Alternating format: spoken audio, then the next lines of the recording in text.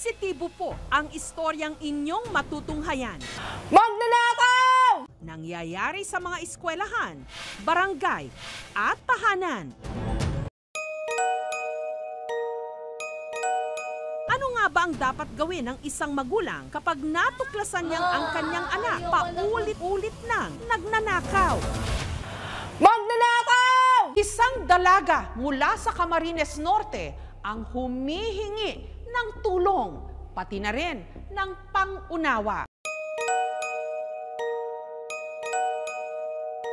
Di niya raw kasi mapigilan ang kanyang sarili na magnakaw.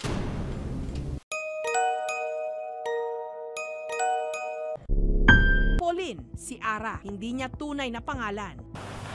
Magnanakaw!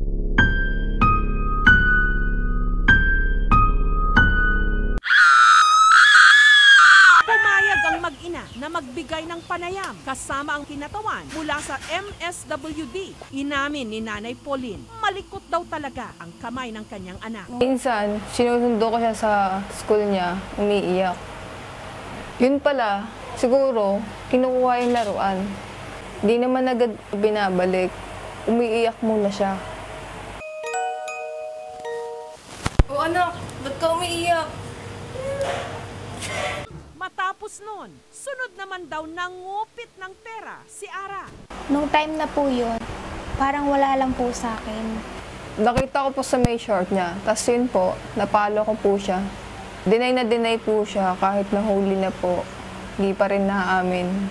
Kapag hindi na raw mapirme si Ara, kinakabahan na si Nanay Pauline. Ikot siya ng ikot, kamot siya ng kamot sa ulo. Sabi ko, ba't nagkakaganang ka? Di naman po siya naimik, ma'am. Di ko rin po naiintindihan, ma'am.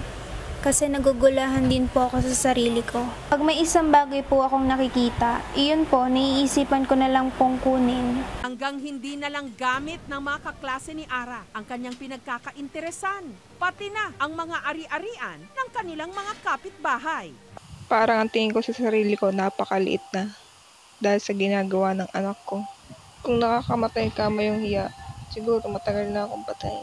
Kaya sabi ko magbago ka na. Sabi ko ako, tayo lang magkakampi dito, kaya magbago ka na, anak. Hanggang sumangguni na ang mga magulang ni Ara sa barangay. Ang gusto ko nga pong mangyari na ikulong siya doon para di na po siya makaperwisyo, di na po siya makapagnakaw. Inilalapit ko na po siya sa DSWD. Nagpapatulong na po ako, ayaw naman po siya tanggapin. Dahil sa isinagawang counseling, natigil ang pagnanakaw ni Ara.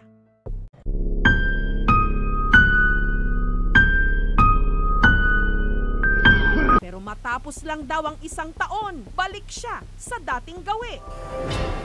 At hindi na lang laruan, cellphone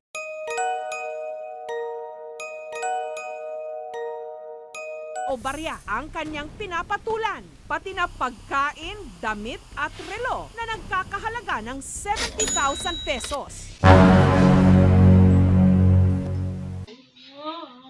Pero si Nanay Pauline, punong-puno na raw sa kanyang anak. Sa sobrang gigil ko po, ma'am, pinipit ko na po yung buhok niya. Sabi niya, ma, ayoko na. Kung ayaw mo talagang makinig sa akin, sabi ko, lumayas ka na. Puro kakayan lang ang binigay mo. Ito ka. Kaya nga, baba. Baba, tatalihan kita. At ikinadena pa. Puro ka na ako. Ayaw magtigil, ha? Tinalian ko na po yan, pero yung kadena, yung nakakalakad at nakakagalaw pa rin po siya. Ma, ayoko na po dito, ma. Kahit anong pagtali ko sa kanya, kahit anong lagay na kadena, matatakasan niya pa rin po ako. Ngunit itong si Ara, likas na walang kadala-dala. Muli na naman siyang umatake. At sa pagkakataong ito, nahuli na siya sa akto. Anong ginagawa mo dyan? Paglabas ko po dyan, andyan na po siya. Hinawak po na itak. Ako po kasi may-ari ng gamit. Bale, nakaganto lang yung mga gamit na yun bago niya kunin. Buti ka mo, nahuli siya ng anak ko, kundi pati kami nanakawan na. Babalita ko nga po, gusto nga daw barilin yung anak ko. Ganun po yung naririnig ko, babarilin daw yung anak ko.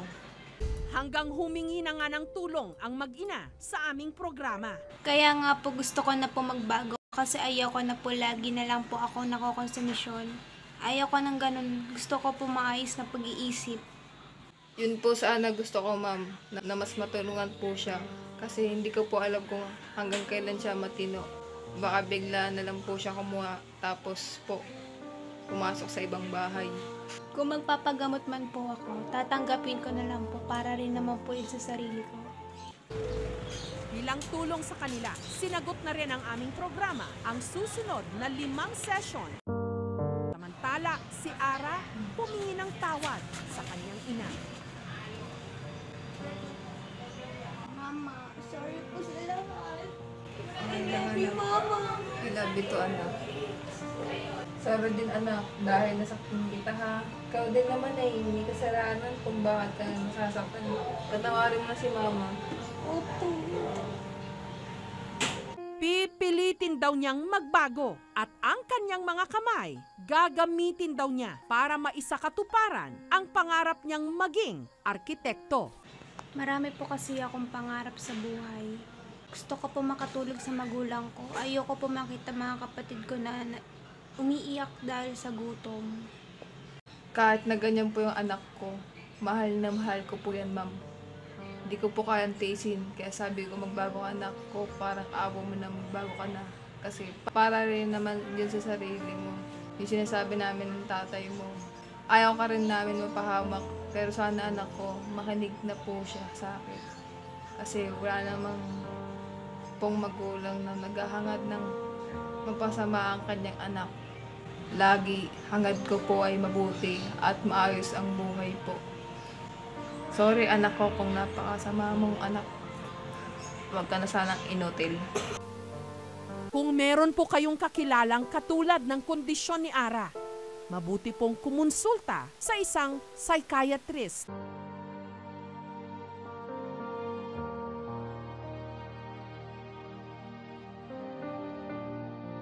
Ang mga kondisyong katulad ng sa kanya may tamang tugon.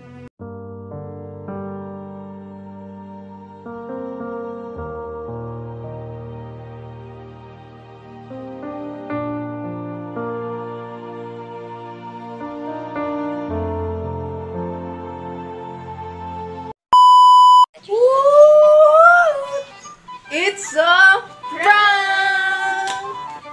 So, lahat guys na nakita nyo is parody lamang. So, wala pong katotohanan. Lahat ng video nyo, pawang lahat po yun ay gawa-gawa lamang.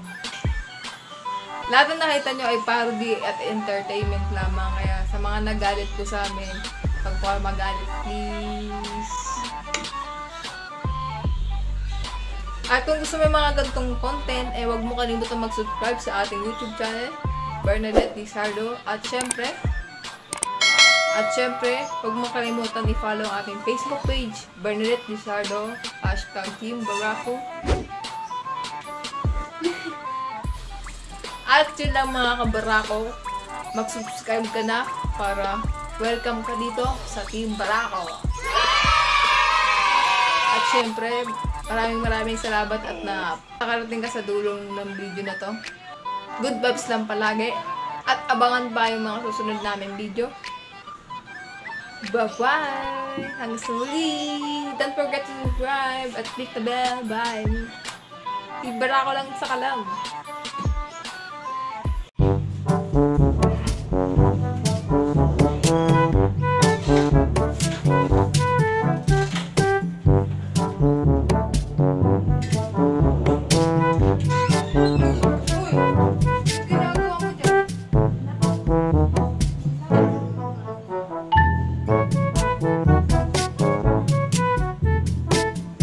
Ginagawa ko yan.